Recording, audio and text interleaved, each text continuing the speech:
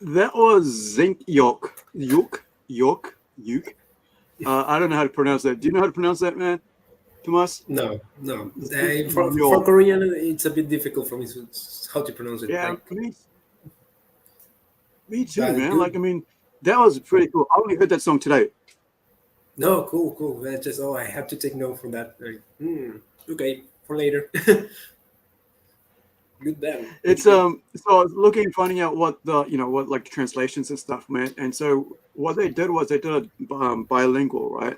So they did it in Korean as well as English lyrics. So they were doing like the chorus, which is non-existent, earthly, brown, dusty world, lost destination. So that's the chorus for them, and so you know, but there's more meaning to what the rest of the lyrics are. So yeah, I think it's really cool because I used to be a DJ, right? Radio DJ. So I used to like do shows like based around international metal music because I love metal, and I've always loved. I mean, since I was like mid-teens, maybe early teens, and so discovering new bands is it's awesome. Like you've got their channel there.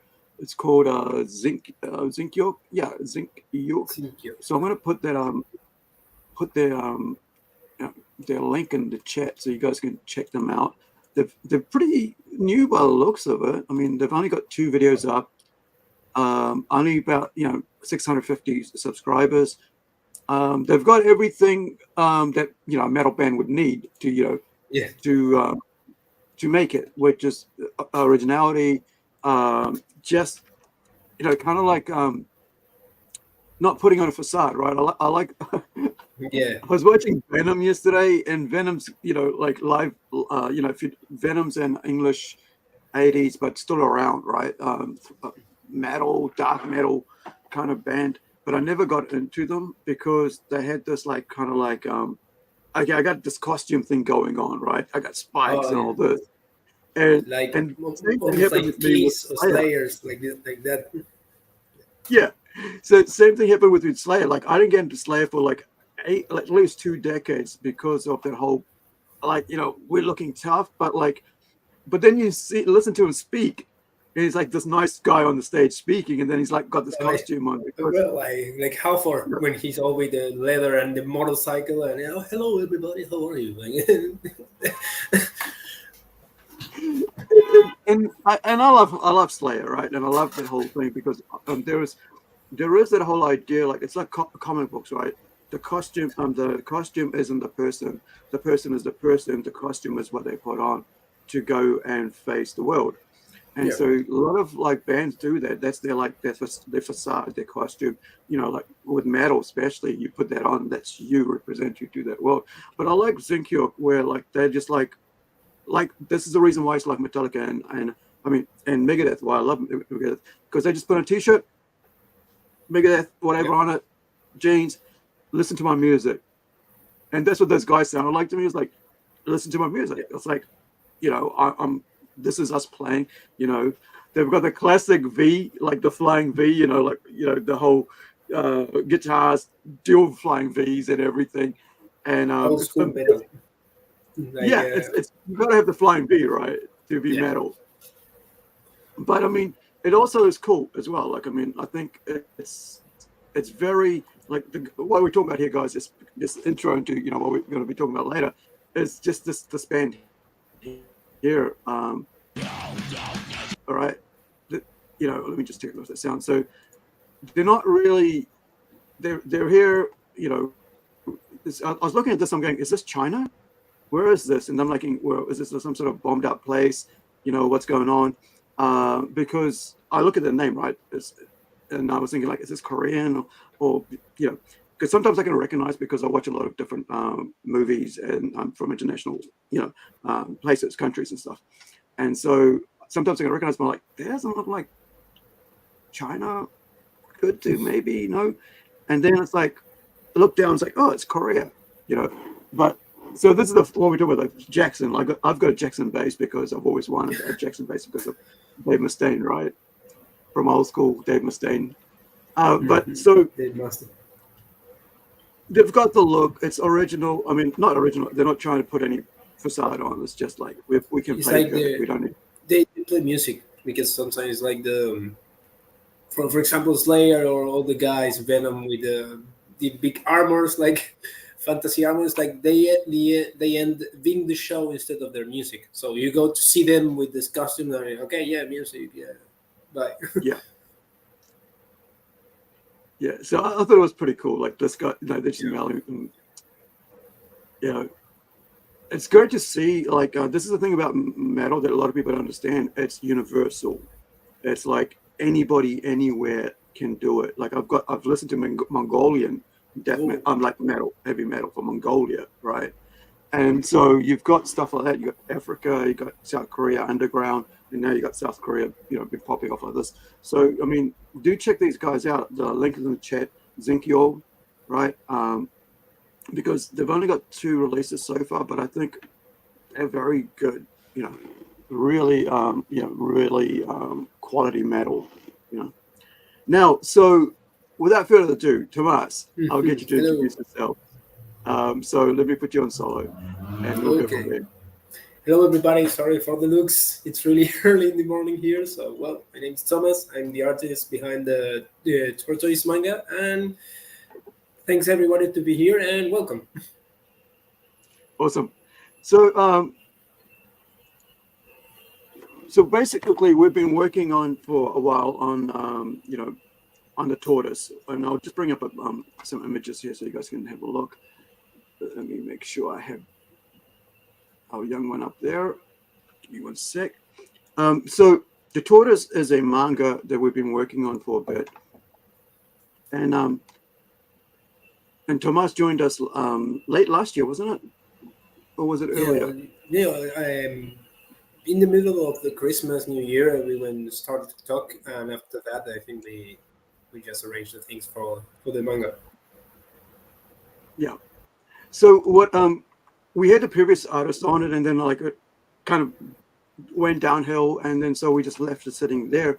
And then when Tomas came to us and said, "Hey, look, we're looking for the work," I'm like, "Man, I love your style. Let's do this, because let's put this back up." And so we got some amazing work coming from Tomas on this. And recently he's been translating the Robot Nation 44 pages of comic book. And so we're going to talk about that as well, translating, a comic book from English into Spanish. This is the first time I'm actually looking at translating something. So, and not only just one person, but, also Louise, who will be with us next week as well. We'll be live streaming next week with him and talking about his book, Howler, that he's working on. So this is, this is a kind of the main character from that. So let me pop her on here. So this is Amber, and this is one of Louise's character arts pieces here that he's done. And so one thing we did was we stopped for a bit in the middle of issue 2 and did a whole bunch of character pieces to just have something to show as we keep doing the work. And so I love this work, man. Like thank you.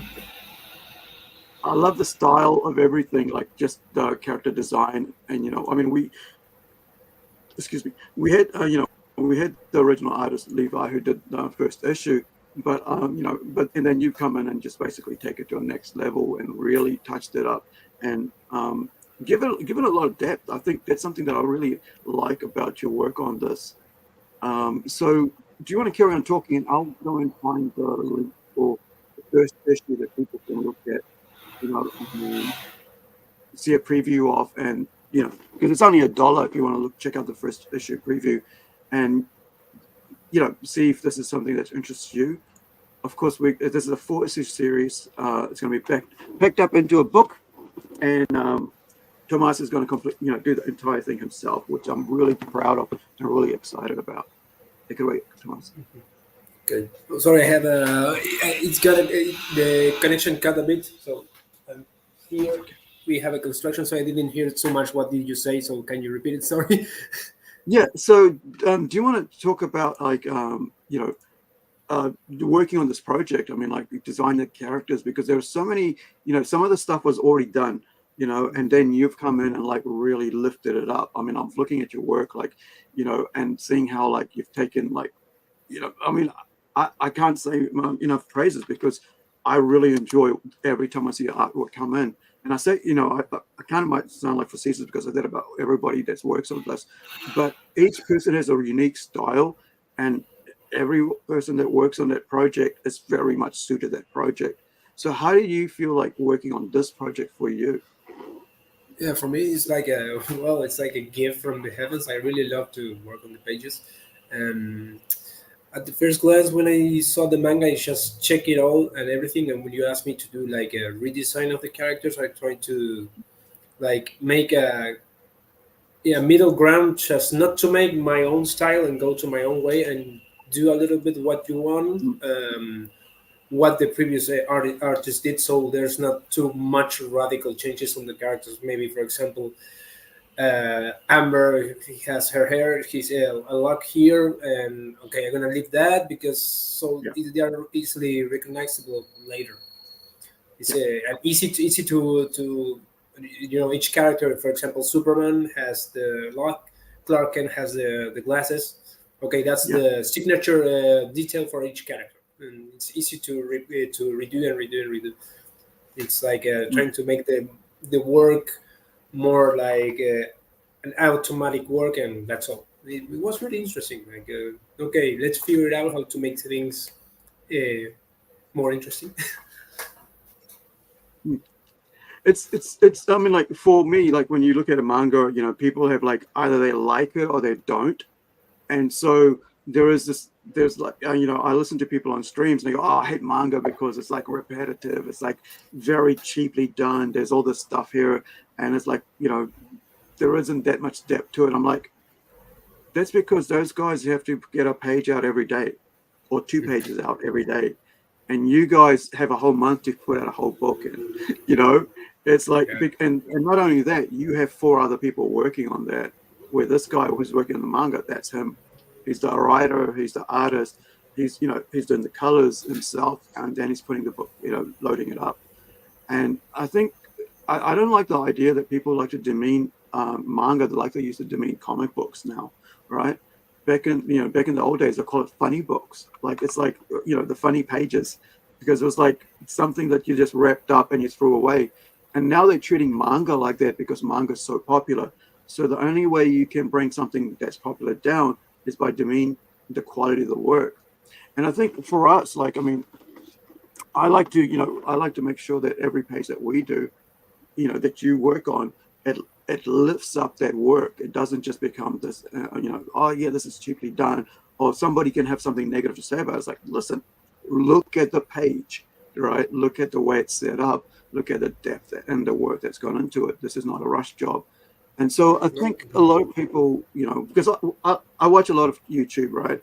Because all I'm doing is like, writing, working on the comics, having YouTube on the other channel, the other screen, and carry on working.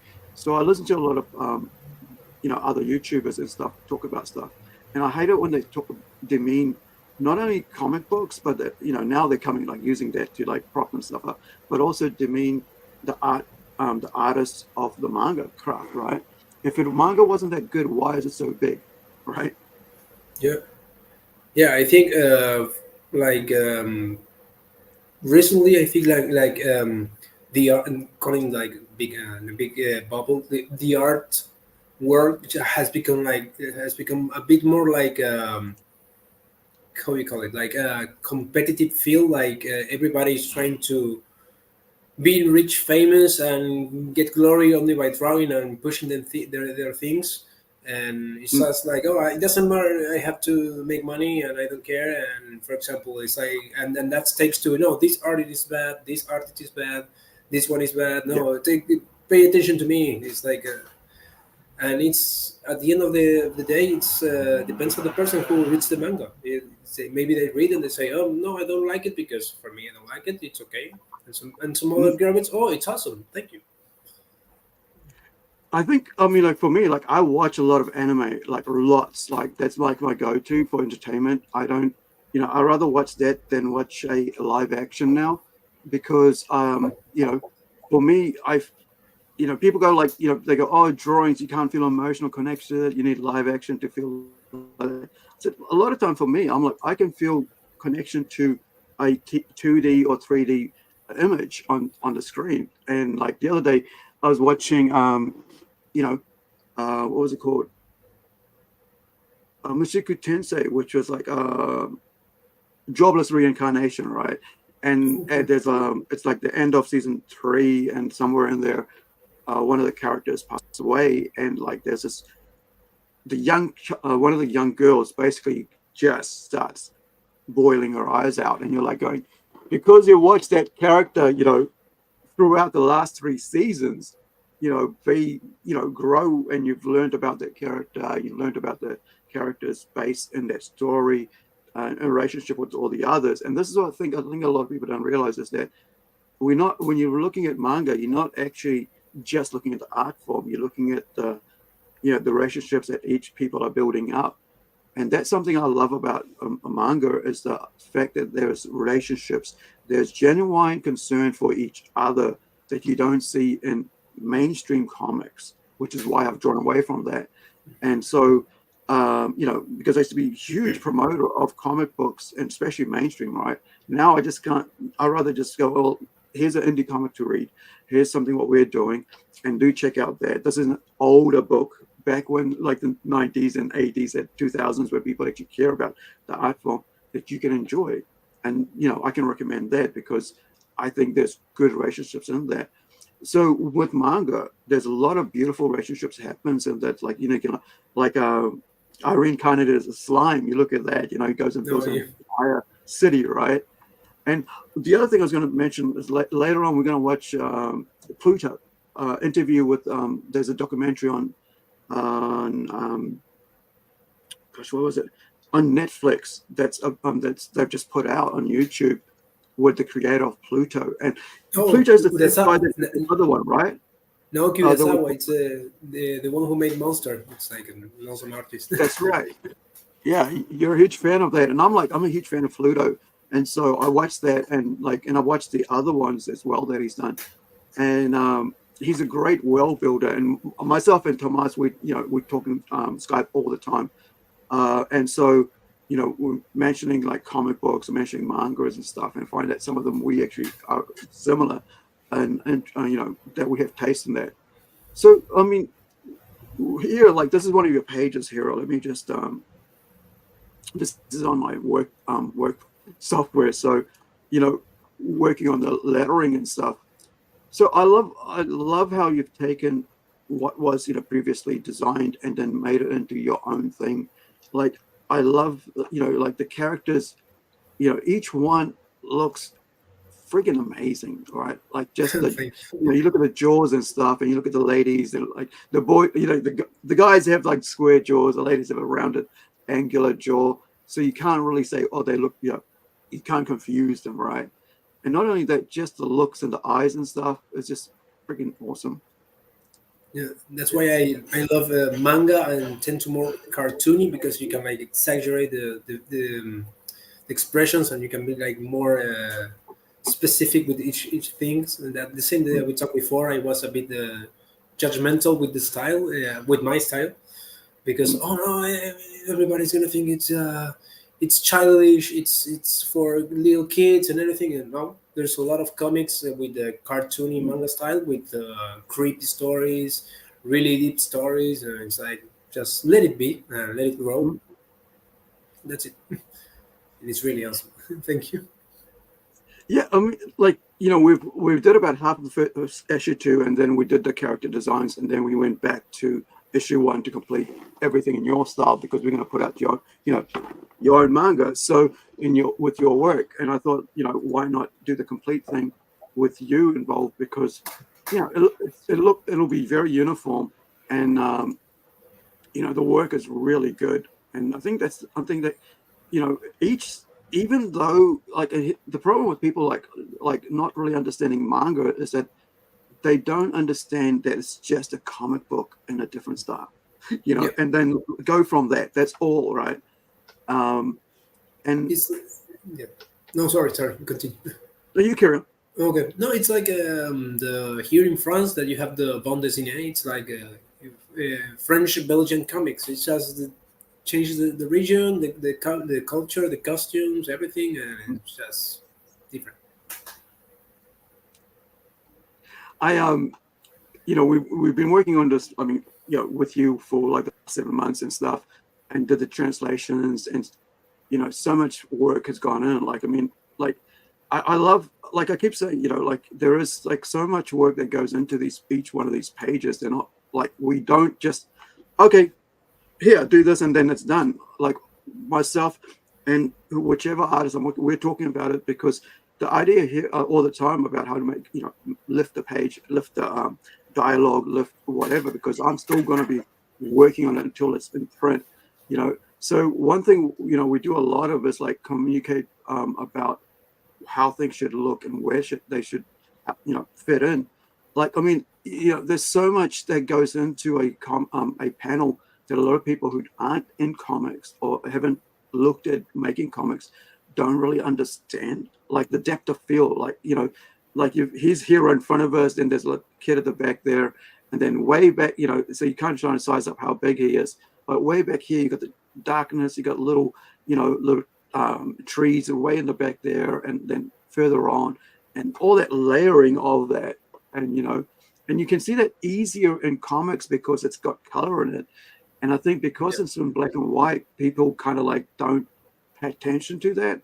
But like as an artist and someone who's read comics for about, going probably 40 years now, I can see everything that's on that panel, and like you look at this one here, you got like, the tribal homes at the back, the mountains and stuff, then you got the sky, you got the clouds, and this one here, we're looking at, how you're doing the depth of it, like, what is it called? Like that's the perspective, right? Oh yeah. Do you want to talk about the perspective side of things? Yeah, I use the first thing that I use is the perspective. Perspective. It's like I remember that from the Loomis book. That when the first thing that you do is horizontal perspective. Sorry, I can too many languages today. You use the perspective, and yeah, I get tied up as well. Don't worry about it. And later on, you start to arranging things. This is closer. This is far away. One here, and use the perspective as a guide. And it's really easy.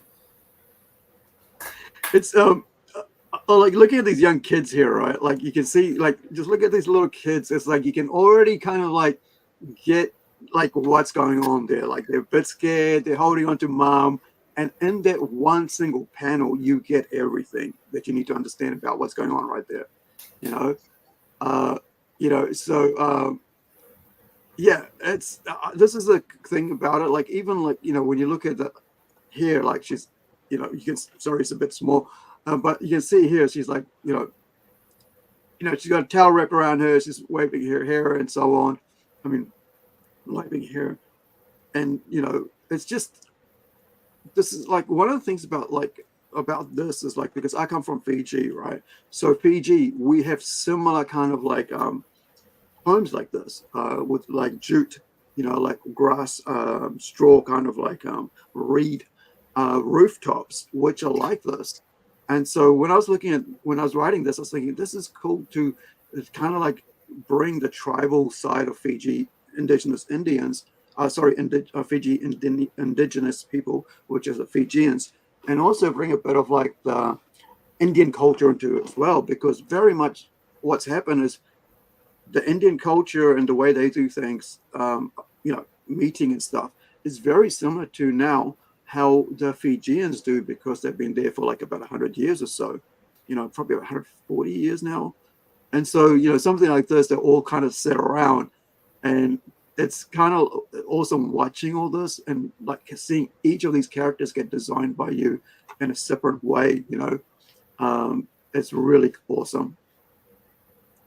Thank you. So it was a bit difficult at the beginning, but I never did like scenes with too many people, so I was like, "Oof, okay, let's do it." And plus, I mean, like that's why I was looking at this. I was saying, okay, we got to make sure there's like little, important. We can use this for little important promotional pieces or whatever, because it's such a great looking, piece. When we remove all the, remove all these other bubbles and so on, you just get to see all these characters. And one of the things that we're doing here with issue 2, right? We're looking at issue 2. Issue 1 is being worked on now. You see the way the people sit and stuff, and the customs, and you're trying to like, there's a lot of cultural things in this book that that if you look, you'll see that there's a lot of ethnic cultures have this. I mean, you're from Argentina, right? Or that's where you're from, but in France now. But what are some cultural things about your culture that kind of maybe line up with this, or maybe it's totally different to what is going on in these scenes here? Oh, it's.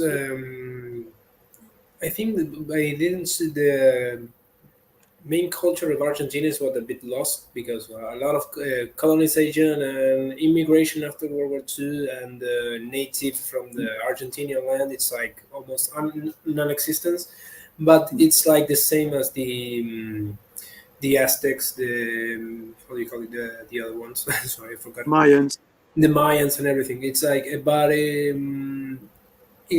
the arrangement of the houses sometimes are like a bit the same. Maybe it's a more modernized today, but like the spiritual culture is like almost the same. The Mother Earth, connection with nature, respecting the nature, they own rules, respect everyone, everything, and they own even their own rules and way of life between family, and it's like almost like the same, but different. Yeah, I think like a lot of like more like primitive cultures, and I'm not saying that in a demeaning way. It's primitive because they're more grounded to the land around them. So they take from the sea what they need. They take from the forest what they need, and from the ground what they need, right? And then when you plant your home or your gardens and stuff, it's there to supply you and your village, right? So you're not trying to like take excess. And then also there's like the spiritual side of it, as you mentioned, Mother Earth and so on, and that sort of cultures. So one of the things, like, I mean, when we look at this book, going into issue 3 and 4, there is a lot more kind of religion things come into this book that we haven't actually opened up into.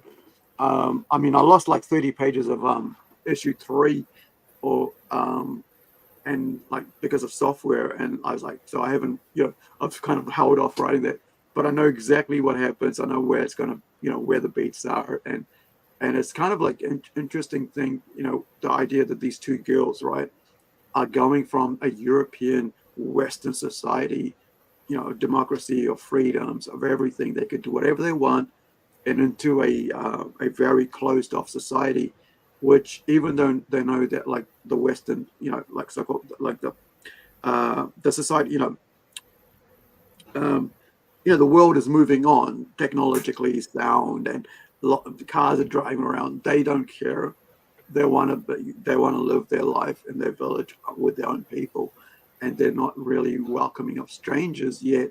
These two young ladies are being welcomed in, and it's going to be interesting to see how. I mean, I know what's going on, but it's going to be interesting to see how people kind of see this story, because it's not a very fast burn book. I mean, it's 4 issues. It develops into things, and you learn a lot about the people. You learn about the culture. You learn about Amber. You learn about her girlfriend, fiance. Her fiance. I should say. I shouldn't say girlfriend anymore, because she's like a girlfriend. Then she becomes a fiance in that 2-year period, and now she's a fiance. And so so at this stage she's a fiance, and they've gone into this very opposite society compared to what they're used to. And it's going to be interesting to see how people see this world, right? Because a lot of times people who come, I mean, even now, people don't understand like what farming is like, right? It's just so they don't really get it. Oh, my food comes through the grocery store. I take it home, I cook it. Yay! But they don't understand. Yeah, I mean, like you've worked on orchards and stuff, right? What has that been like? Working on stuff like that. Was it in Italy you were working on that? Sorry, what? I mean, working with like plants. I mean, like cultivation, right? Like picking fruits and stuff. I mean, when you were working with Italy, were you doing that sort of work, or was it something different? No. So in Italy, it was like also not fully working because it was low season, so everything closed. But from farming, I never do that. I never had the experience from doing farming. But We wanted with my fiance, we wanted to go to New Zealand to make some cherry farming, but we never had the chance. So Okay. also here in France, you have like the grapes farming for the wine. Yeah. And they say it's like 2 weeks of intense work. Your hands really gonna end hurting your back, and it's like 2 weeks of full work, and you end. It's like it's impossible after that. Yeah, it's what they call, in New Zealand, they call it season work, right? It's like seasonal work. You go pick the fruit, and then throughout throughout the next season, it grows back, and then you go pick the fruit, and then you go somewhere else, and like you say, like cherry picking, which would be like South Island around Christchurch, Queenstown, is where they would pick that. Like it's like a lot of the seed fruits, like pears and not pears, sorry, peaches and apricots, nectarines, and that sort of, and cherries with the seed fruit, and so one thing, like it's kind of like, I mean, I'm kind of like thinking like how, with like when we're telling the story, how much we bring to the to issue 1, how much we show there, and then how much we show issue 2 of what's going to be coming, and it's going to be because it's kind of like a slow burn movie. And the closest I can think about it is like the Green Holocaust, I think was a movie from Green Inferno.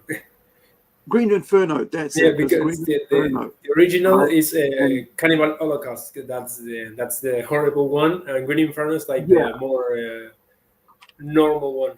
I saw Green Inferno. I just everybody says it's like the goriest movie ever, Green Inferno, but it's like no, it's like no, you see that it's mocap, it's DFX.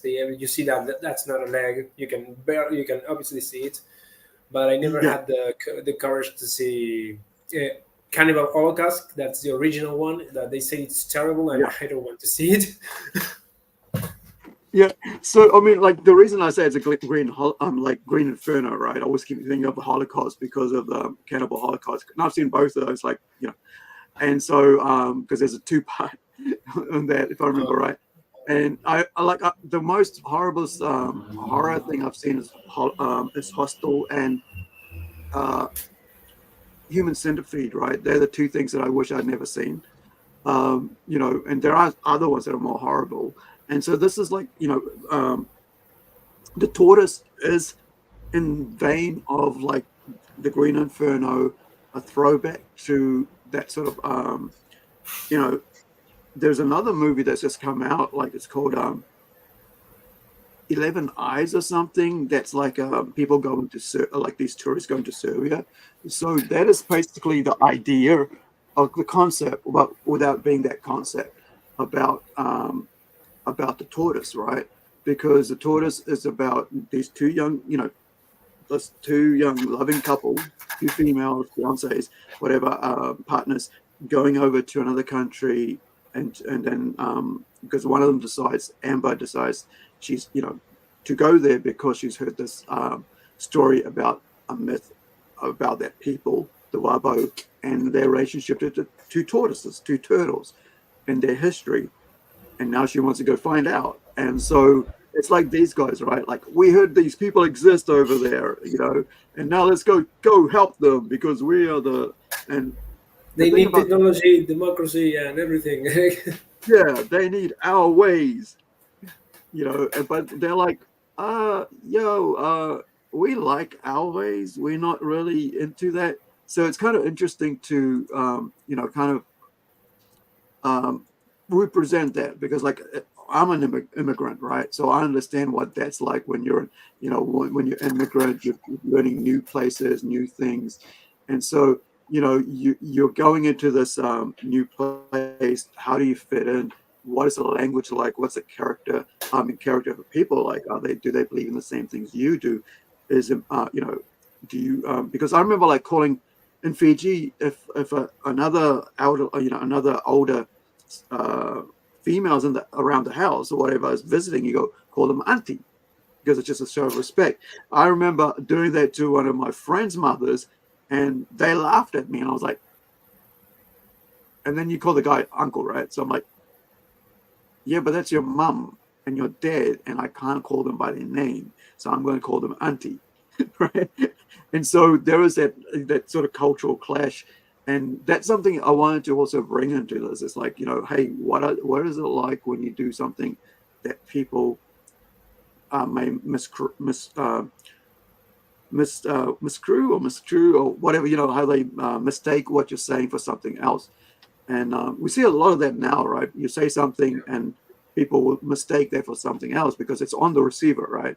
It's not like how I'm saying it. It's like, hey, Tomas, this is great work. And then like, you kind of think like, yeah, well, maybe he doesn't think that, and because that's what, but yet I'm going, this is how I feel about it. And so that's the thing about culture. I think a lot of people, when you're talking about things, can be misconstrued wrongly because the person who's saying is you're not seeing them sometimes because of social media, whatever, behind the scene, or because their cultures are totally different in how they've been brought up. Now you're living in, you're over in France, and you're from raised and grown up in Argentina. What has it been like for you? You know, experiencing, first Italy and now France. Okay, what's really different for me, like when you hear some things from each country. For example, you go to Japan, for example. Oh, they are righteous, they are structured and everything. Like the how do you tell it, the worldly judgmentals of each country. And here, for example, Right. in Italy, they say, oh no, in Italy they are a bit racist. Or for example, here in France, be careful because they don't speak English and they get angry at you. And when Mm. you first arrive, it's like it all depends on the people you encounter. Um, in Italy, it was like really interesting how many people started to they scream at each other. They look like they're like fighting, but like, Yeah. hey, what? You gonna come to dinner? Yeah, with your wife? Yeah, and you just think that they're fighting. No, it's okay. They're just speaking. Yeah. And in France, here, you hear no, they don't like to speak in English. And when you go to a store or you speak with someone, you say like they speak in French, and if you don't understand, you can speak you in English or in another language. Okay, but Mm. please try to speak in French. Okay, cool. Mm. And also the food here is really like really different. Like when you go, can you give me a cappuccino, please? Yeah, and it's like this. And when you go to Italy, can I have a coffee? Yes, espresso. Yeah. If you order that, for example, a macchiato in Yeah. Argentina, it's here like this. In Italy, Oh wow. macchiato is like this, and it's Yeah. different. It's also, well, you have the bad experience with people that are really, like in every country, like people who don't like foreigners, and they say go back to your country. What the hell are you doing here? Yeah. But it all depends on the mood of the people and the places of the people. In Italy, I went. I didn't be on the. Didn't sorry. I didn't have the chance to live on downtown. For example, Rome. I just Mm. passing by like a tourist. But later on, we started to live in a little town or near the coast, and the people were really nice. And people say, "Oh, don't worry, really, how is it? Slow pace. Like they make their lives slowly, slowly, no problem. Everybody stops at 12 to sleep, and they reopen Yeah. the store at 4." So Right. it's like that. In the city, it's different. Like, It's there is there. I mean, there is like a difference, like you said, like the rural life and the suburban life, right? If you lived an entire life in a city, you don't understand like there's a difference, right? As well. It's like within like cultures, there's an actual difference within the same country between the rural and the suburban. And so if you lived your entire life in the city and you go to like a small town, you feel out of place because you're like, what do I do here? There's nothing to do. Where's a cafe? What are we doing tonight? Oh, are we just going to go to the pub and hang out? It's like, what? So you guys just go instead of the pub for like 2 hours and talk to people? That's all you do? Can't we go to the movie? Well, there's no movies. Just come over to my house and watch it. So, what has it been like for you? Trying to because you work as well. So what it's been like trying to work and be around people that totally don't speak your language? Because I mean, they speak English, of course, to communicate. But what has it been like, trying to that sort of situation? Has it been too alien, or has it been easier because you're able to speak English as well, or is it because they, they're just busy and they want to get the work done?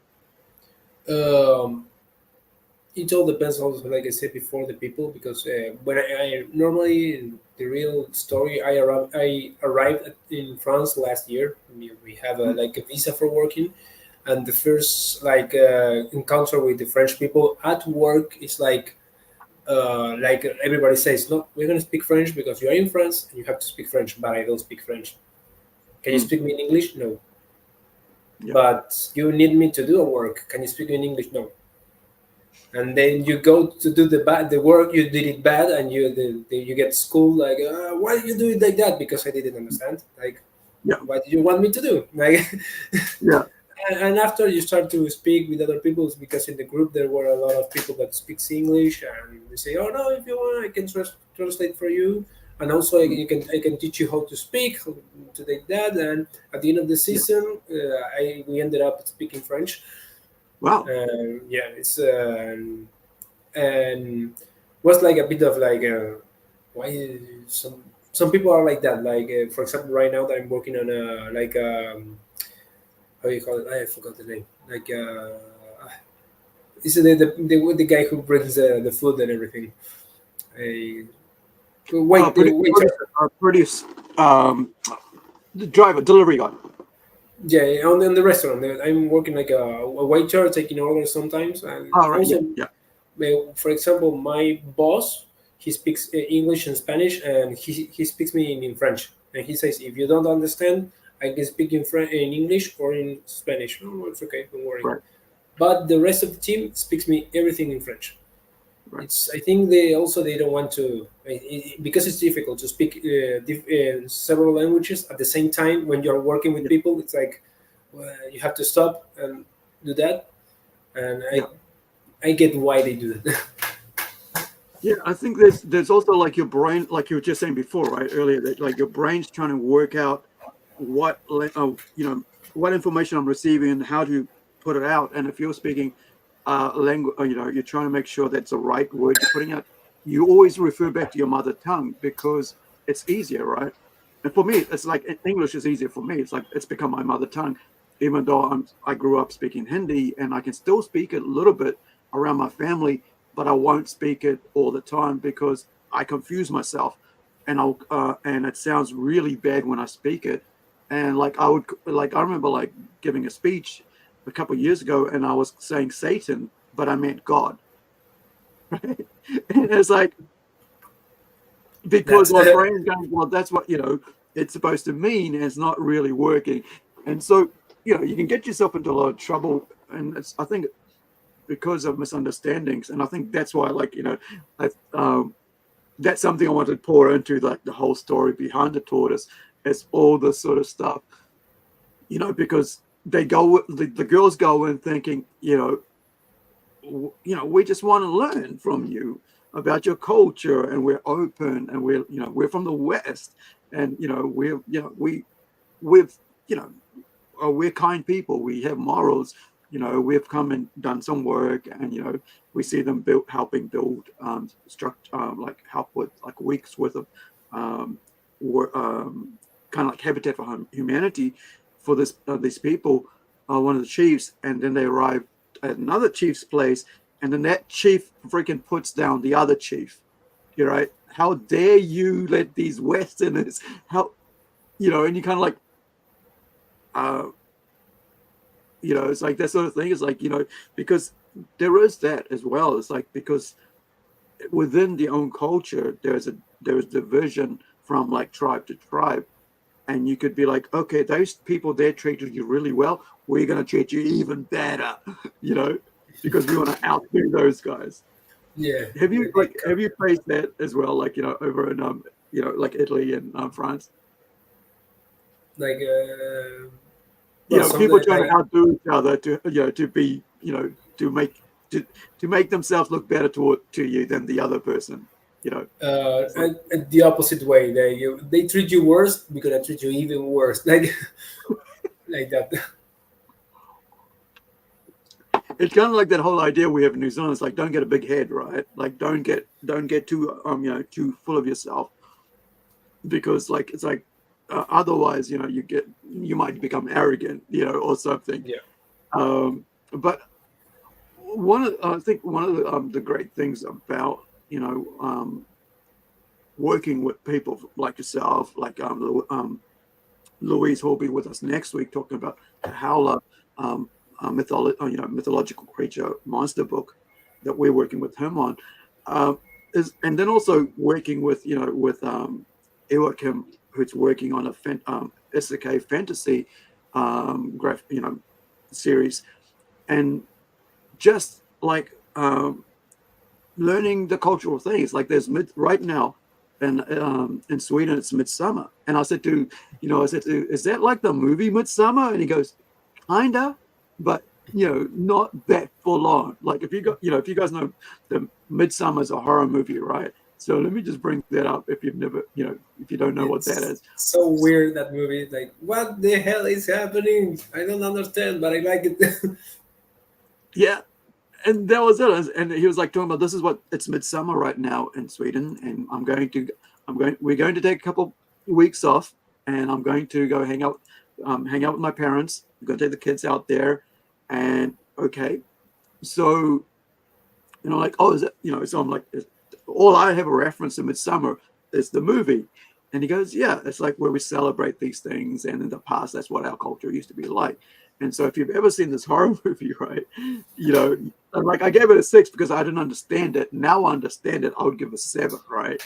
And because like now I know it's a real thing and how it's part of their culture, and it's their ancestry, their history. And same thing, like you're talking about like these people, a bit of a spoiler if you haven't seen it. It's been around for like freaking what, 14 years, 15 years. So or is it, no, sorry, 2019. So 6 years it's been there, right? 5 years. So you probably should have seen it by now if you're into horror. But Yeah. These basically a group of this couple goes home to their family and they take their friends with them from America or wherever, right? And it's like another thing. It's like a cultural clash. And the reason I mentioned that is it's very like, again, like the Green Inferno. That's basically what our manga, the Tortoise is about. It's kind of within that line of that cultural clash, that culture of whatever. If it's a good culture clash, or if it's a bad culture clash, it is a culture clash, right? Because at the end of the day, there's a person from one culture, and a group from another, two people from one culture, one group from another culture, right?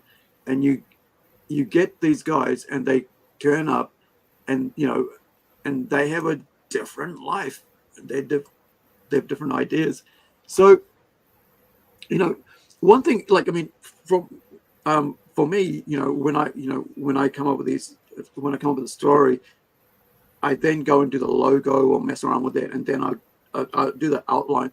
But then I'll get images of, I'll Google search hard out, like I'll go into research mode and learn about these different ethnic cultures, and then create my own culture. Like the Wabo don't exist as a culture.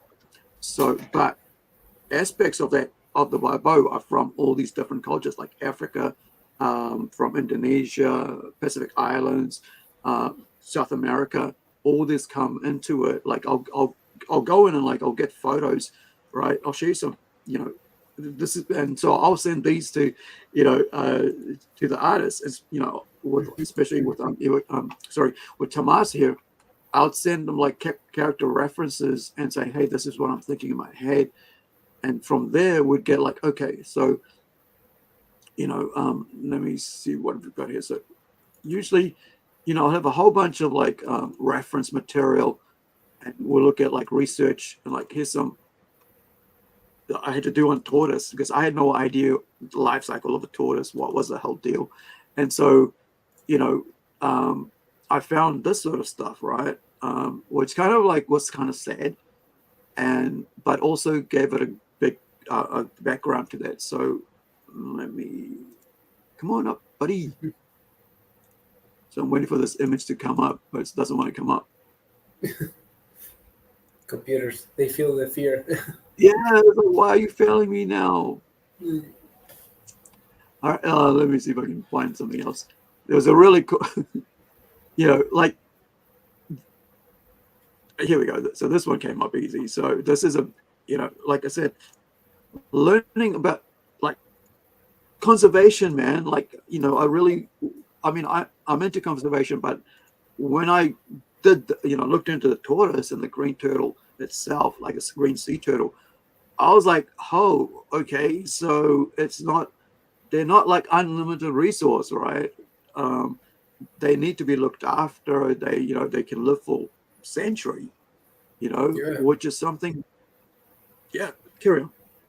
No, it's like they live long. Like God damn it, I hear about tortoises that they live 100 years and plus, and they're like big tortoise, and it's like, come on, like immortal. Like, come on. And so, like, I mean, the research for this was into the green sea turtle, but we turned out and I started using something different. I think I went into I can't remember the name of it. It's here somewhere, but it's a different like this. This is the sea turtle, right? The green sea turtle, which is from the Pacific Islands, and so they're very much endangered right now, which is what I'm saying. Like, it's kind of sad. Like when I was finding out about this, but they're beautiful creatures, and it was kind of sad learning that sort of side of them, like the aspect of, that these, they, they're endangered, but with, that's why I put in the, like, when I was putting up, like, showing off, I'm not showing off, like, talking about what you will find in this book, like, what is it called? Topics, right? You'll find there will be nudity later on. There will be like mature content. There's horror scenes. There's supernatural. There's fantasy, and then there's also conservation. So you're not just going to like just have a comic book that's a manga that's just there to be entertaining. But also something to really think about. And I don't usually do that, but I thought this was really something to kind of get people to think about an endangered species, because we think they'll live forever. But like the thing about turtles, the moment they get out of the egg, they're hunted, like from birth. Like the moment they get out, right? They're just like crazy hunted, like by birds. They'll just wait there for them to get out of that thing. So for a tortoise turtle, little baby, to actually be in the sea, he's a survivor of genocide, right? Of a turtle genocide. You could say that because, it's just crazy. And so, we start with the first issue. We talk, page or two about the whole, a turtle, and then because it's kind of like the show with Amber, and why she's got this connection to this turtle, and why she goes on this journey. So let me bring up some images from the other characters as well, because we've got some awesome art here. We had Tomas go and do some character designs for just for like pinups and stuff. It's kind of promo pieces. Let me get to the right one.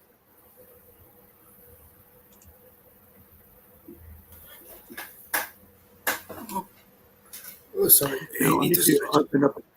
Carry on. I need to open this into another file. Excuse me. It's a PDF, Photoshop file, but let me open up and I'll show you guys this other one while we look at the baby turtle.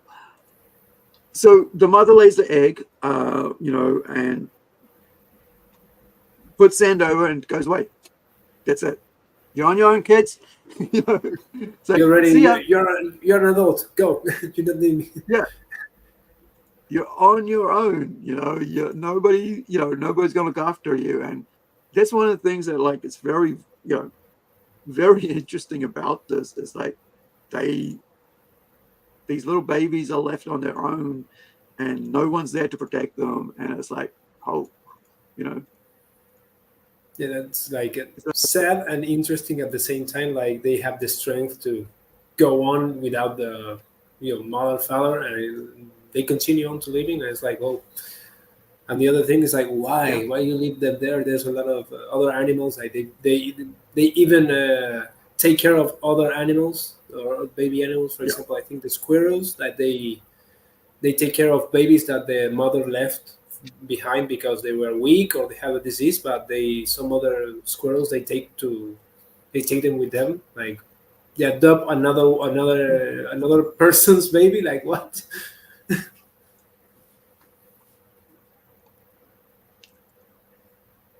So this is Kirsten. This is Amber's love interest, the two ladies, right? And so this is a character design we did for that Tomas did, and like I just love the design work on these characters, man. Like I can't tell you enough how much I love them. Like they look so three-dimensional to me because they have their own something that was in my head is now on paper, and you can see that now and becomes real, so that when you read the manga, that hopefully you guys will get attached to that now, to those characters.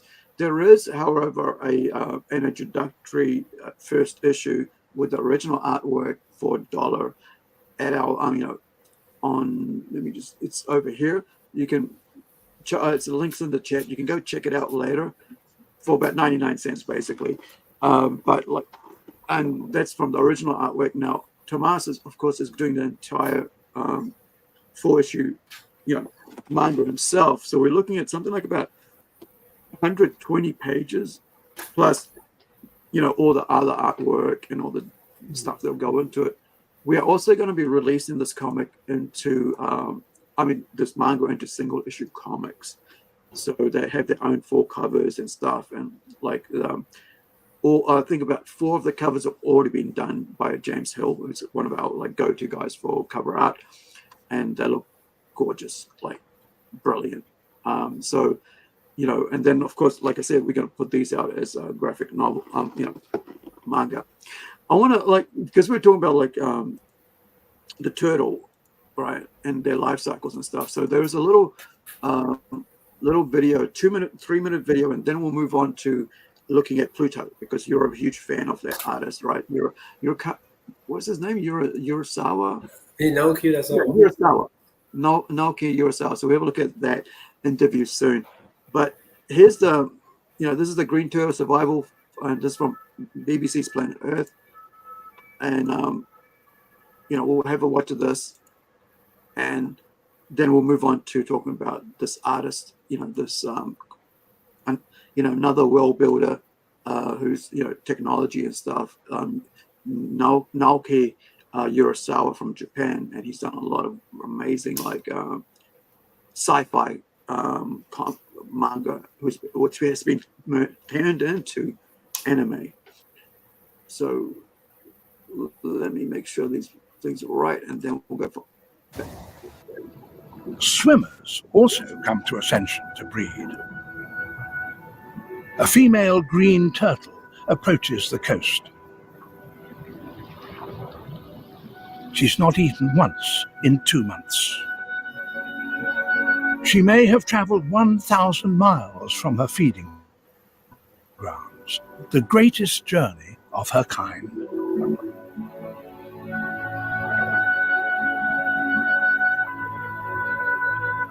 Many others are here too, resting on the sandy sea floor, awaiting the darkness of night, when it'll be safer to visit the beaches.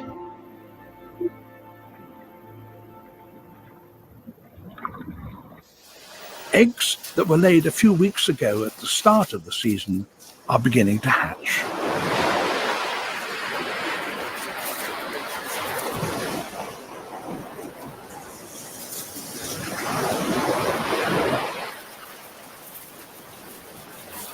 Most hatchings happen at night. Now, in the light of day, the young are extremely vulnerable.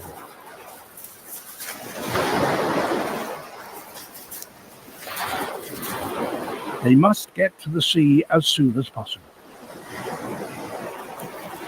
But their trials have only just begun.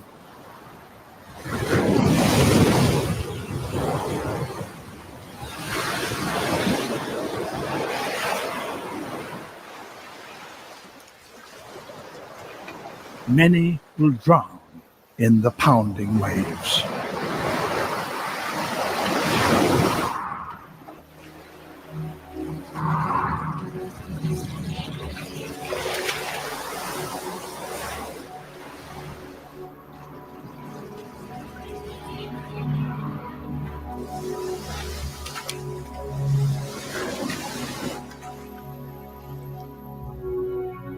During the next 20 years, the vast majority will inevitably die. But those that survive will eventually, as their mothers did before them, return to the very same beach where they were hatched.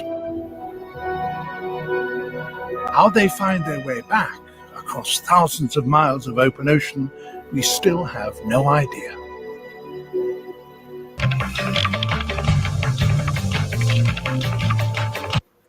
Imagine that, like, even after making it into the water, you still have a chance of not surviving.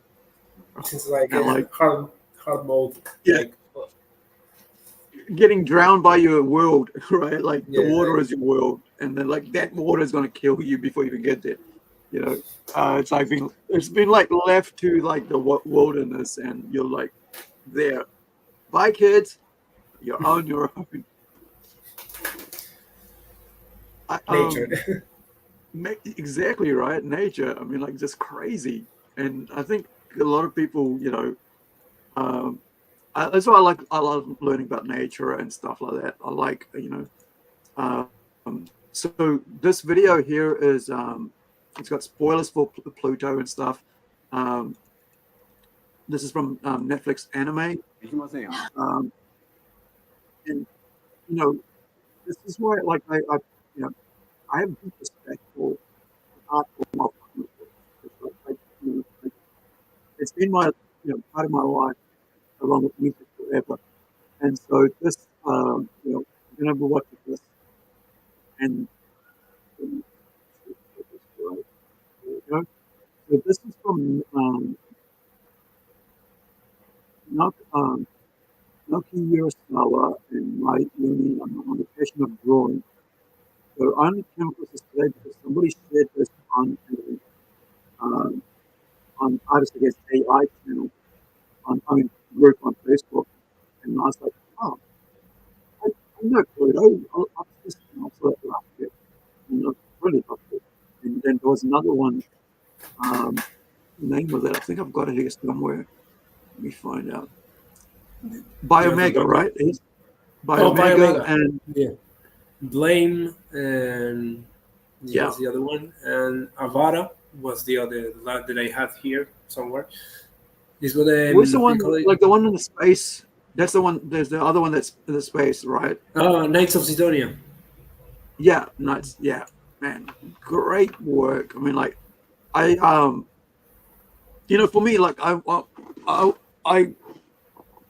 you know, as a creator, as a writer, I work in all genres, right?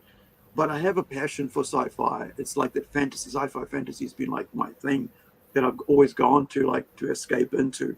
Even when I'm like been feeling really down, I'll go and watch, you know, I'll go and watch a sci-fi show or whatever. Now I'll just watch anime, you know, and just sort of like kind of like look at all these cool, you know, artwork and great stories and watch that.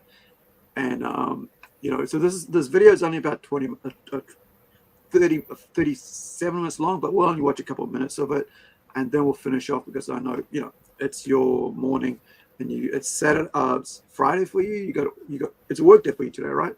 It is Saturday for me today.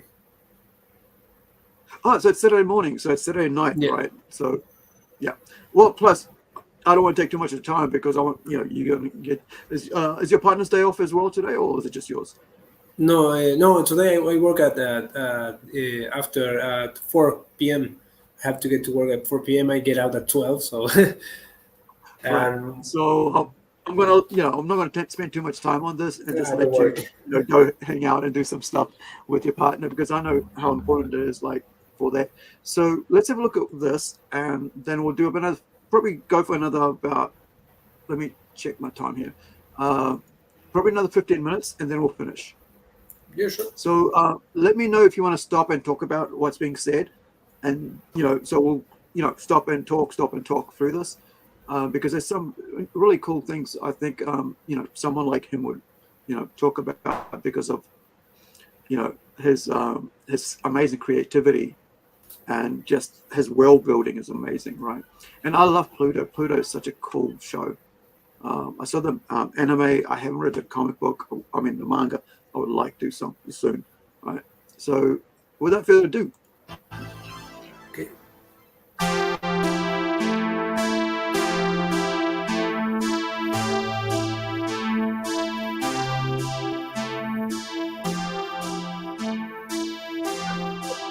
This right.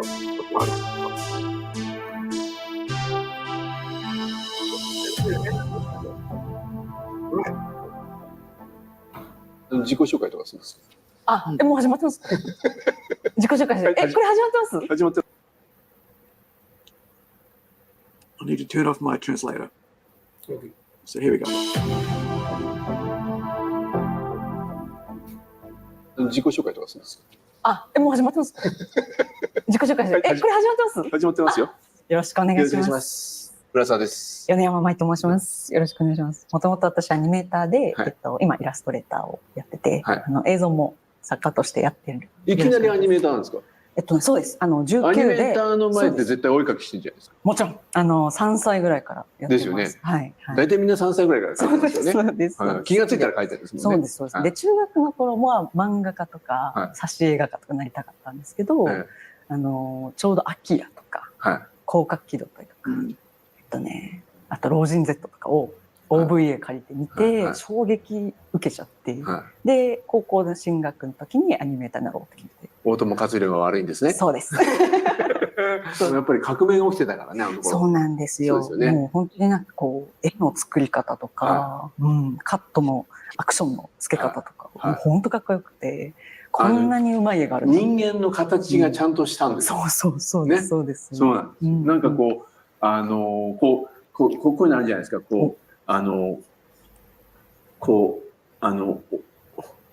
当時やっぱりこういう感じのさ、こういう人間のフォルムがさ、こういう肩の筋肉とかさ、鎖骨とかさ、こう全てがこうちゃんとしたじゃない。そうなんですよね。この感じがさ、なんかこう描いてみたいっていやそうなんですよ。思うよね、こういうのね。あと顔の立体感とかもそうじゃないですか。鼻とか。で、今こう偶然描きましたけど、このうつむき加減みたいな。この完全にメビウスですよね。そうですね。こういう感じがね、描きたいなって。Here's the thing, right? He mentions Mobius. And Mobius is if I remember, he's a French artist whose name is Gerard Giraud, right? Yeah. And but here's a Japanese artist, and he's watching other people's work, and he could just go, yeah, this is what this looks like. Because here's something that a lot of people don't understand, and why AI sucks, and people call themselves AI artists idiots, is like when you're doing art, you're getting inspiration for actual artists. You're not ripping off those artists. You're actually seeing their work, and I've got like I don't know, maybe hundreds and hundreds of graphic novels and comic books in this place, right? There's not enough room for me to actually put them, and I've still got like things in boxes because there isn't enough room for them. but they're from all over the world because of all the great artists. And I, that I take my inspiration from. Great artists, I take my writers, I take my inspiration from. One of them being like, Alan Moore. I take my writing style from him, and and then got Ennis and Warren Ellis, and then of course my inspiration for relationship writing from anime and manga, right? So I think when it comes to AI people, they just tap in a couple of words. There's no inspiration. There's no intent to learn. There's no intent to skill up. It's just like, oh, I'm just going to take this, I'm going to take that, I'm going to take that and chuck it out. And now it's mine. And then I'll sell it, right? But here's Naoki going, Urasawa going, hey, this is like that because this we had, I got inspired by this guy, and she's saying like she said, she got inspired when she was 19, growing up, and when she started, being an animator at 19. She was looking at Ghost in the Shell, one of my favorite. I've got like figures of, what's the name? Makoto Kurosawa. I got it wrong. Major Kusanagi. Kusanagi. Yeah. Makoto Kusanagi. Yeah, and then he also says about Akira and stuff, and these are all things that that if you're worth any salt as an artist, know them, because that's what has kind of like given. These are the people that have given our comic book and manga and our sequential art culture their bones, right? These are giants that we can step on the backs of to work on and write new works of. I'm like, you've read a lot of Naoki's work, right? With Blame, with by Manga and stuff. When you look at that work, how do you feel about that? When you're doing your manga work. The first glance is like, I wish I could be like them, like drawing like them. Like that's the first thought. Like, oh, they're so good, and they're gonna be like this good. And after that, it's like first like, how the hell did they get this idea? How they made it? Why this? Why that? And then later on, starting to decompose their style. Like, okay, line. Gradients, perspective, everything. Okay, and we, for example, sometimes I research their backgrounds, like where do they go to study, which career they do. And for example, Naoki is, I think he made economics at university. He didn't even get to art school. He's a musician. He also writes some things, and it's like, what the hell has to do with manga? And so why? Yeah, it's like, and then later on they say that their inspirations, the things they do. Who, for example, Naoki started to watch the mangas from the artists from Mazinger Z. Yeah, and it's like, but you don't look like you draw like the same that guy. And it's like really, it's, for example, you say, I really like how Naoki draws, and you draw so totally different. And you say, he's my inspiration, like, but you're really different from him. Like, it's weird. Like, you don't understand, but at the same time, you understand why. Yeah, and that's the difference between like someone who's like trying to learn from someone, and then someone who's trying to take from someone, right? Which AI is all about taking. But here, like, I mean, like, you got two amazing, you've got two Mai here, and you got Naoki here. Someone who's come from animating to illustrating, and someone who's just been illustrating. Like you said, he used to be a musician.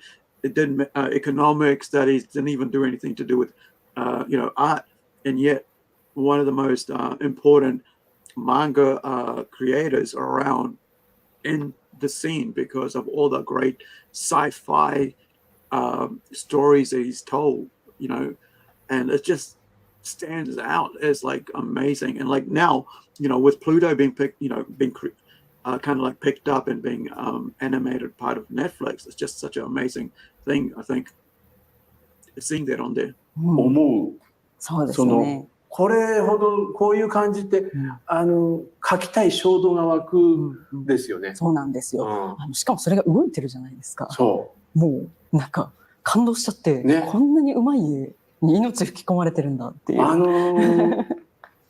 なんとこんなんあれだよ、こうさ、こんなものがこう角度でやっちゃっていいんだみたいなさ。それまではそんなに漫画とかの中ではあんまりなかったんですか？この角度が魅力的になるみたいな。ああ、すごい。ね。わかるでしょこれ。わかります。こういうのね。後ろ向きが素敵なんてなかなかね。そうですね。こういう革命があの時起きてた感じしますね。そうですね。デッサン的に説得力があるというか。そう。もうこんなん見たらもう描きたいってなるよね。そうなんです。それでアニメーターになった感じです。米山さんの絵ってさ、目がさ、私も描こう。例えばなんだ。こんなんやったじゃん。こういうさ、ここのさ、ここのまぶたの裏側。肉のところですね。そう。でさ、米山さんのさ、素晴らしいとこってさ、You can see the two things, right? ここのさ、traditional and digital. 目がこの涙袋が上がってる感じ。そうですね。あれいいよね。嬉しいです。見てくださって。なんかこういう感じ、こういう感じのがあったの。すごい。すごい高速で。こんなんあったよね。そうですね。であとはもうこれだよね。なんか知らないけど、なんかこんなんなってるよね。恥ずかしい。こういう感じあるよね。そうです。あれ素敵よね。あれこそデジタル技じゃないですか。そうですね。なんか結構細かいところも。こんないくらこんなマーカーで書いたってさ、ニッチもサッチもいきませんよ。あれさ、やっぱりこんな感じですよね。そうです。いい感じですよね。自分が普段描いてる角度描いてくださってる。すごい。この角度が描きたいっていうのは、絵が好きなんだなと思うんですよ。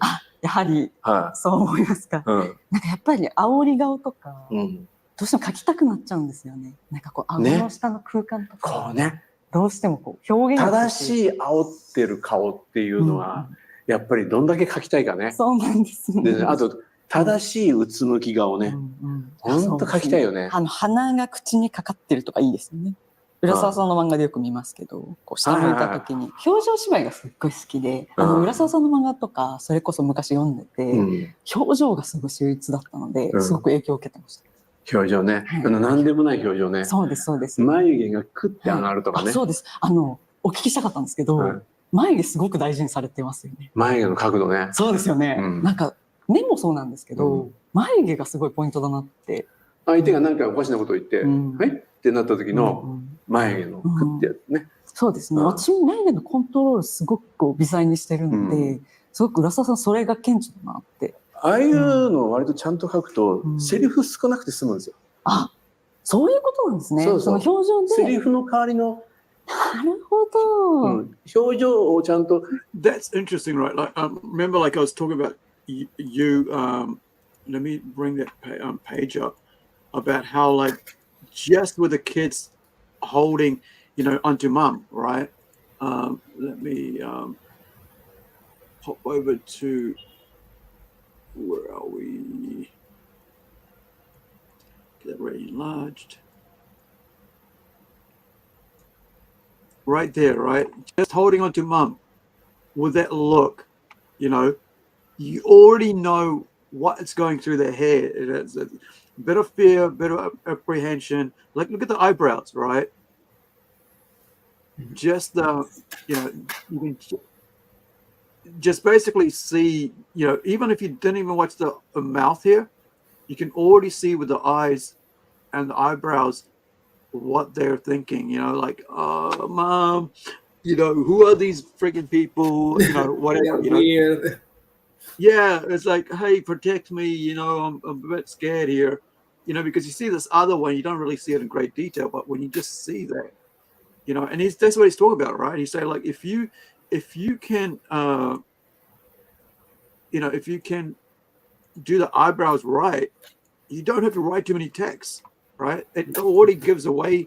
I mean, it already fills the detail, right? If you make the facial expressions act, you know, it's just you don't have to fill in the words or try to describe too much.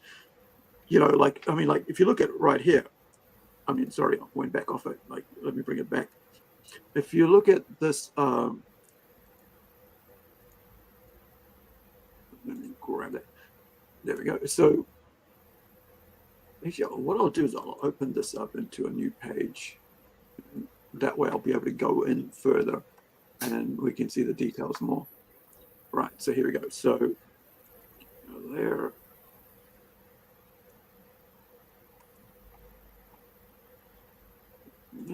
So, I don't have to write too much here on this panel because, you already know what the kids are thinking and what's going through their head. And I think that's something that I'm really trying to go for. Like, it's like, with like, writing stories in a way that you can actually, I mean, somehow be able to connect without using words. Because comics, I sometimes forget, it's a visual medium, right? It's like you see that. And the way I try to have people stay on that panel for a long time is have a lot more text on there to keep their eyes there. But, it's just, I find like sometimes like if the story doesn't have a depth to it, you can read it in like 5 minutes and it's over and you just put it away. But having amazing work in there that really kind of like focuses in a single little images on there like those, you kind of like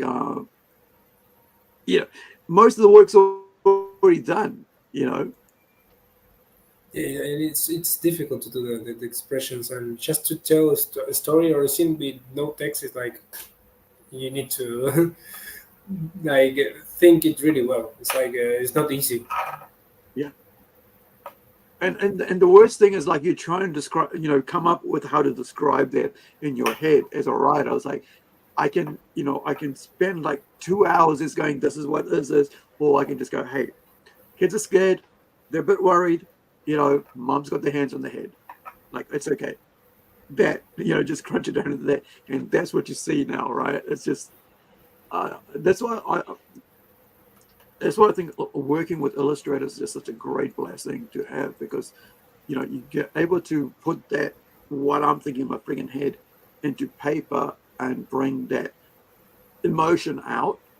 And that's what as someone who used to like do drawings and stuff all the time and not anymore, I kind of understand that aspect of it, but I never really did the expression sort of like realistic drawings. I would do stuff like Iron Maiden, Eddie, their mascot, all the time. I would do horror things, but I never really kind of focused it on like real people. So when I see artists like yourself working on on real people, I just get thrilled, man, like seeing these things come, because I appreciate art, for that. It's cool. So let's watch a bit more of this and then we'll finish off, because I think there was a portion in here where they talk about AI, and because I remember here's from Pluto, right? So I'm just jumping ahead. Like, look at that, right? Same thing we're just talking about. Just the expression. Look at the simple line. Yeah, just look at the lips there.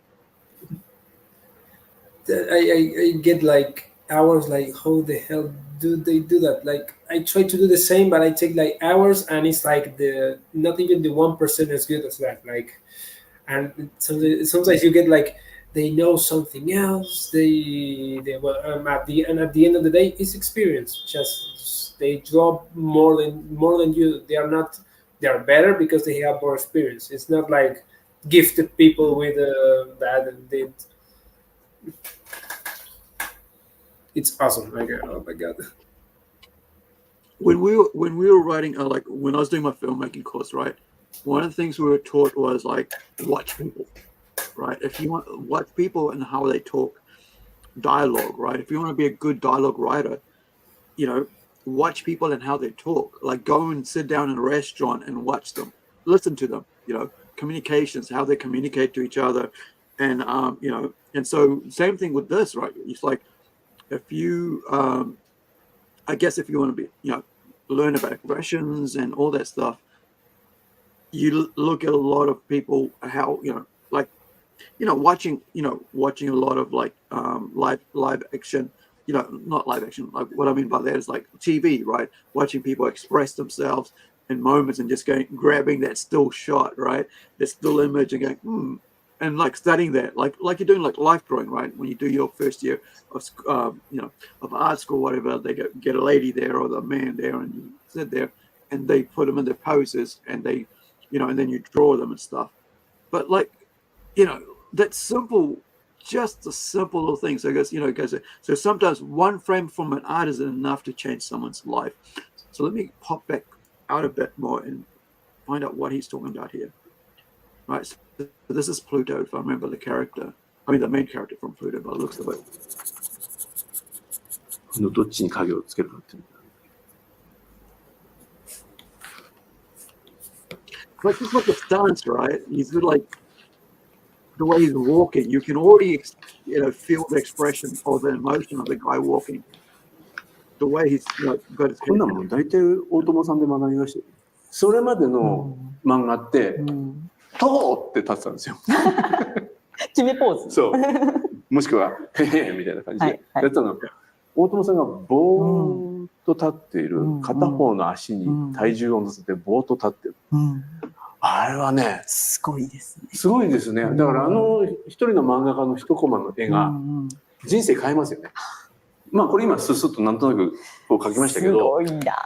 これちょっと前傾でグッて歩み出してるように見えるんですよ。でこれもう少しここの裾の形がちょっと平らになるとこういう風になるし、微妙に変わるんですよ。この手の高さの違いとかね。そう、これ別バージョン書くとね。はい、なんと。例えばこの首のつき方がこういう風になって、こういう風になって、これだけで歩き方が変わるんですよね。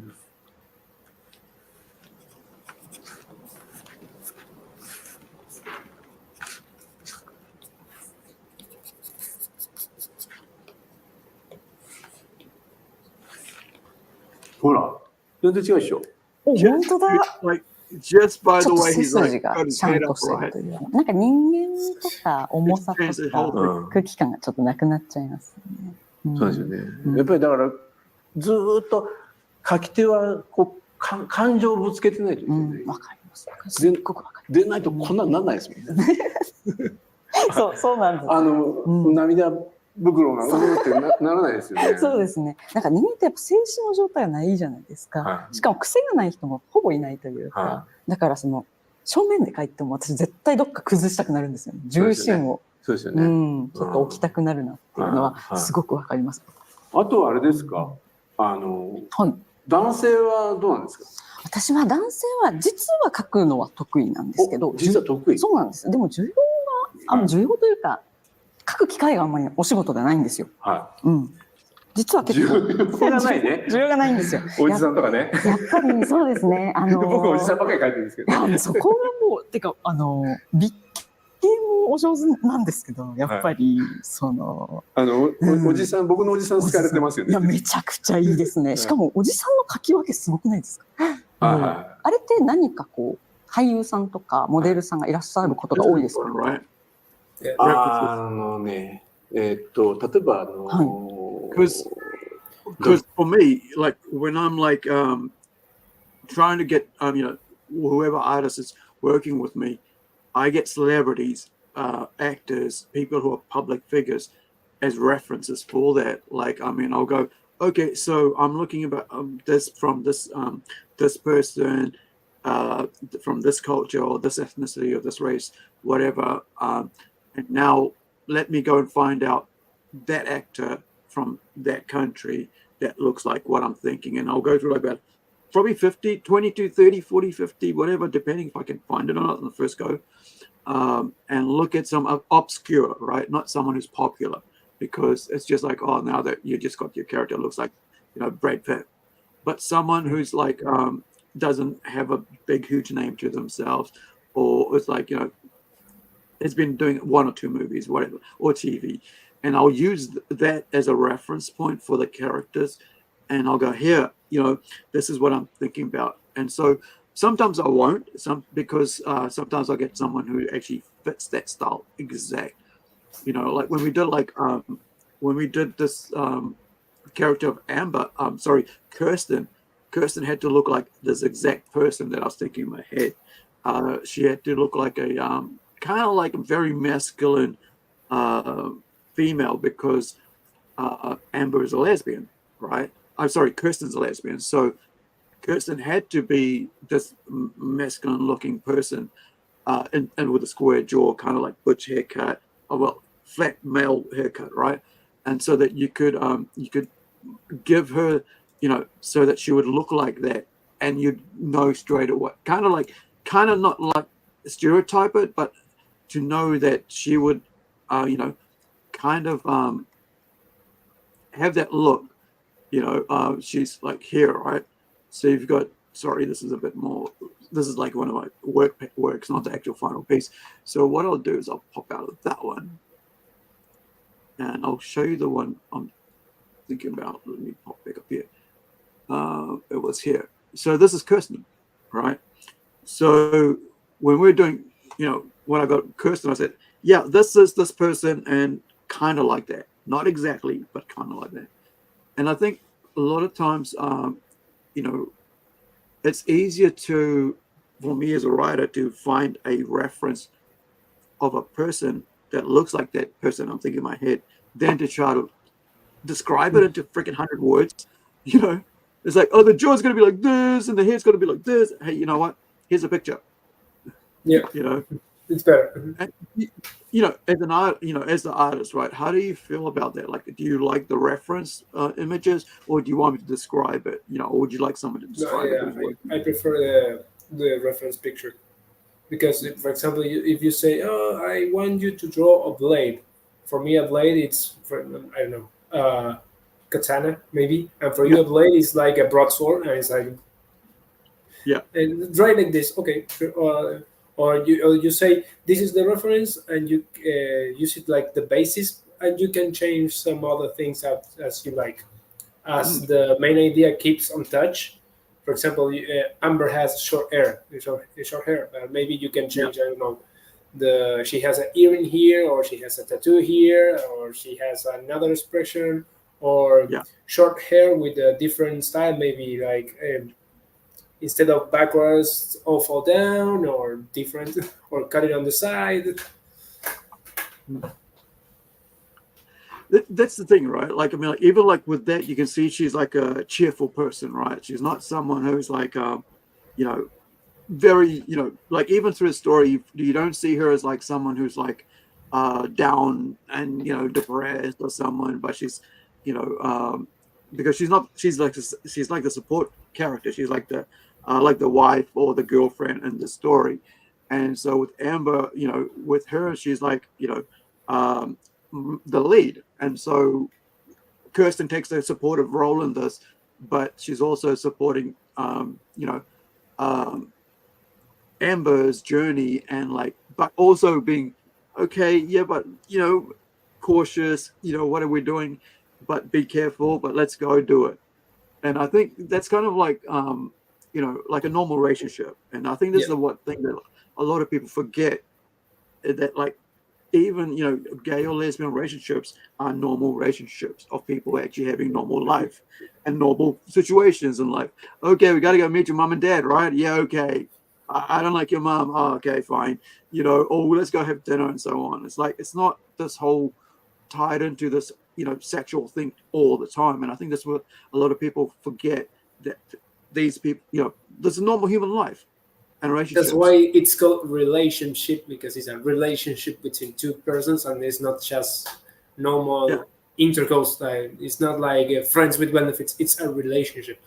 That's what I like about the couple, because even though that Amber, she's like the, for example, the tough one in the relationship, she also has sometimes like that soft side. Even like Kristen is 100% soft. She's shy. She tends to. I see her always like this, like hiding from people, because it's like more like so you say the people who tends to introverts. She's more like introvert. Kristen. Amber, sorry, it's like more like outside world. Yeah, let's do this, do that, but also has like the touching side of respecting the others, respecting her partner. Like, oh, you don't like that? Okay, let's figure it out. Let's see. Not like it's not 100% toughness that stop with that. Let's do this. Like push, push, push. Like no, it's like okay. It's like the perfect couple. Like we do this together. If someone's uncomfortable, we don't do it. Yeah, and I think that's you know, that's something that people like I said, like people kind of see these relationships like you know, they're so weird, they like that. It's like two human beings are trying to live together and get along together, you know. And so you have these two young ladies in their 20s and going on a you know, what we call it in New Zealand an OE, an overseas experience, you know. And so they have their own, you know, life, and now they go on a journey and into this new culture. So with that, if you guys want to see what that's about, there's an introductory #1 issue out of the manga here. It's in the chat at risingsunpublishing.com. It's Tortoise volume 1 #1. It's an introductory issue, so you can see the black and white full comic book, right? I mean, full manga, whatever. Read from the left to right to the left, and it tells you how to read a manga, and it's fully manga, right? And so it gives you an idea into who these people are, and you know, the characters as the lead. You got Amber here on the right, and then you got Kirsten on the left here, right? So with that, we're going to finish off here, and we'll come back later when we've got issue like the reason we're doing this thing is to like introduce you to you know, Tomas. He's doing the entire book, and you know, basically we're going to release it as a complete manga, and then we also will be releasing it as a single issue, full issue comic book series with its own, you know, wraparound covers, variant covers, and all that. But this is our first manga. This is my first manga, and it's a sci-fi. Sorry, it's a sort of like a supernatural horror slice of life conservation kind of piece, right? Because it's a lot of things and then not much things. Kind of like, you know, it's just about two people, you know, going on a journey over to, you know, to another country, to another island, thinking the best of the world and what they run into. So the issue that is there, this is the original artwork, will be, you know, from the artist Levi Horvath. And then we've got a couple pages in there from Levi, his work from, you know, just to show you what's coming up, as well as like how to read a manga, you know, how to suss it out. And then also this beautiful, you know, what are they called? Photo smash or something. I don't know what it's called, but where you use like photos, but you also do like real art on top of those photos. So this is from a New Zealand artist, young artist. She's probably 16 now. She did this when she was 14, Annalisa Gabler. So it's 28 pages of comic book, a story, and it's 36 pages all up. Of course, like I was mentioning there, content, we let you know because this is like a mature comic book manga, because a lot of stuff from Rising Sun Comics is PG and all ages. So for us, we do have a PG book, which is, all ages book called Incredible, but everything else kind of like flows into whatever the story is. So the story here is, it's the Tortoise #1 manga. It's by myself and Tomas, and also Levi did the first issue, but we're doing the entire thing into 4 issues with Tomas, as I mentioned. So Amber, you got the content warning there: horror, supernatural themes, slice of life, conservation, adult themes, nudity, later issues. Amber, a 20-something from New Zealand with a lifelong love for turtles, especially her pet Malo, sets out on an overseas trip in search of a tribe called the Wabo. The secretive Southeast Asia and Oceania Indosians supposedly have an interesting myth about the turtles, and Amber decides to go and see if it's true, if it's real, right? She says it's true. I don't know if it's real. Real and true is the same thing, I guess. Her fiancee, Kirsten, joins her on the working holiday in the tropical islands. The story is told in a movie-style setting, like I mentioned earlier. The reason it's kind of like in a movie-style setting, think of like the Green Inferno, Midsummer, that sort of like idea when it comes to the comic book. It's not like a lot of action all up, because it's going to be produced as a graphic novel. Graphic novel from Westerners. As a manga, it's all there, right? The whole entire story is there. And so we got a lot of cool things happening in it. We will be releasing it in Portuguese, English, and Spanish, because I hear that, I got a spelling mistake, my bad. Portuguese, and especially Spanish, Mexico and people in South America love manga. So I thought, why not do that, for that as well as in English. So please check it out. The first issue's there. Yeah, man. Hey, Nathaniel. Oh, I want to show you something since you're here. You're going to be, I wasn't going to, I was going to keep it a secret, but it's only for this one. So I'm going to get out of this other pages and I'll show you what I've done. And hopefully I can find it quickly since you're here. But I was translating the. Hold on, I think I need to open that. So give me one sec. I was translating. Oh, here it is. Robot Nation into Portuguese, because of Luis, who will be with us next week, our artist on Howler, which is what page am I on? What I do? Okay, hold on. Robot Nation. Yeah, so he did the translation for the Portuguese version of Robot Nation, and it's of course Luis. Tomas did the Spanish language. But I was messing around with like the Spanish one, the Portuguese one, and I came up to, where are you? Here we go. Is it that one?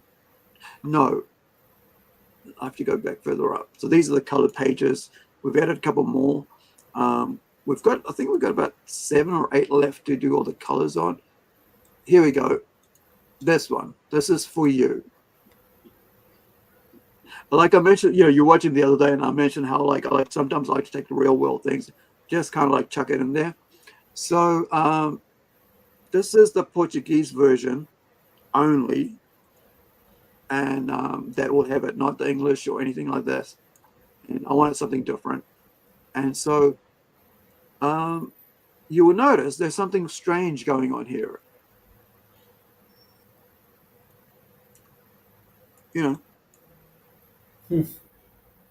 See that?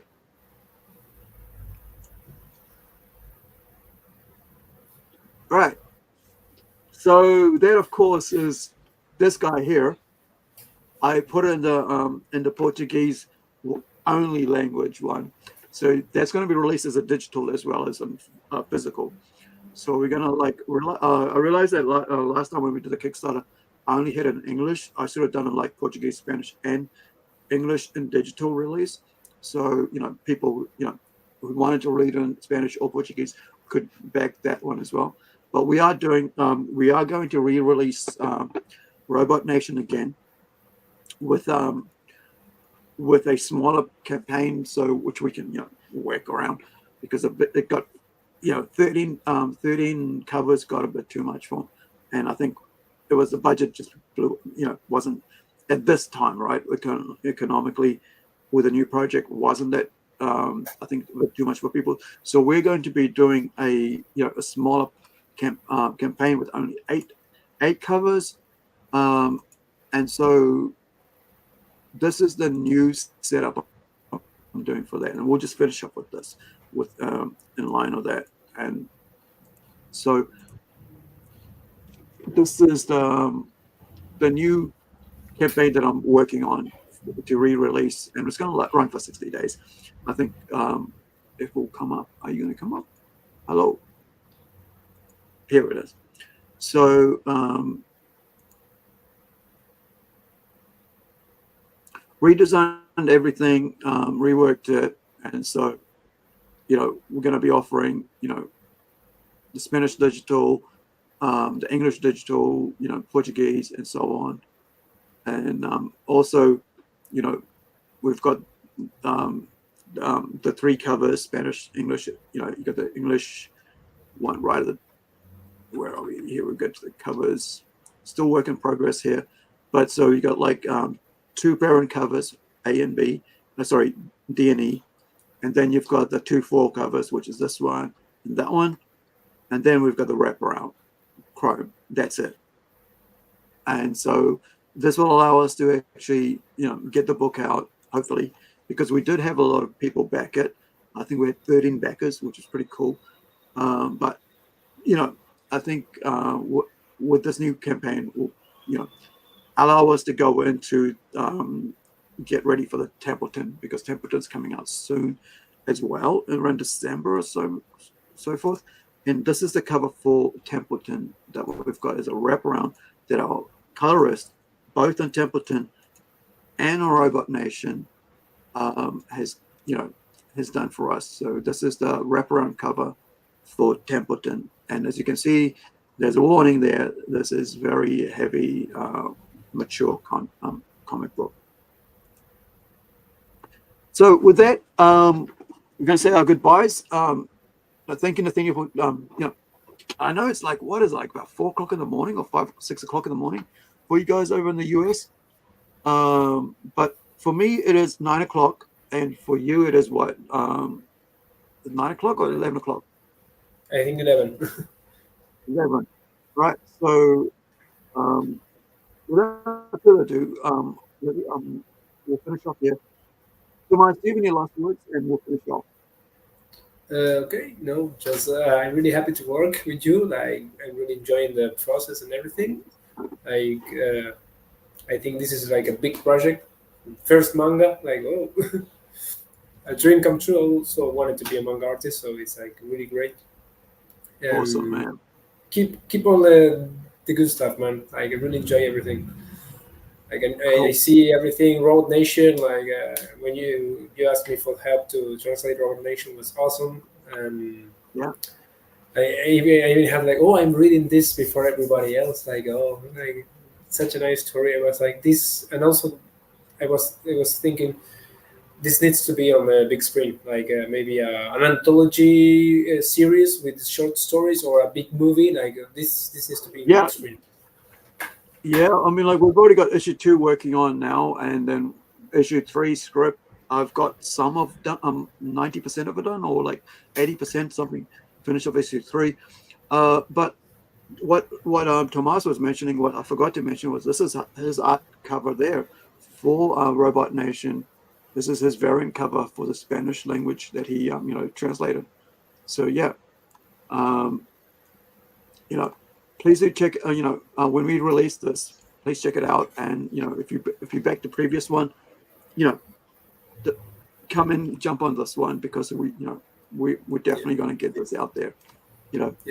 Please, everybody, support the artists, Aru, me, everybody who is behind this, because it's like we put our hearts in this. We want to give you the best experience reading books, comic books, manga, and everything. And we do it for love of the craft. We are not also, you have to, we ask you to back our project, but we do it for the love of the craft. It's not like, you see the sausage machine that, we have to take a comic after comic after comic after comic. We want to do a great job for everybody, and just take that in mind. And thanks for the help. Awesome. All right, guys, thank you for joining us. And wherever you are, be well. Take care of yourselves, and we'll see you next time. And like I always say, if you got a loved one close by, give them a hug and a kiss. Let them know that you care. And especially if you've got a male in the house, like a young boy or, parent, whatever, husband,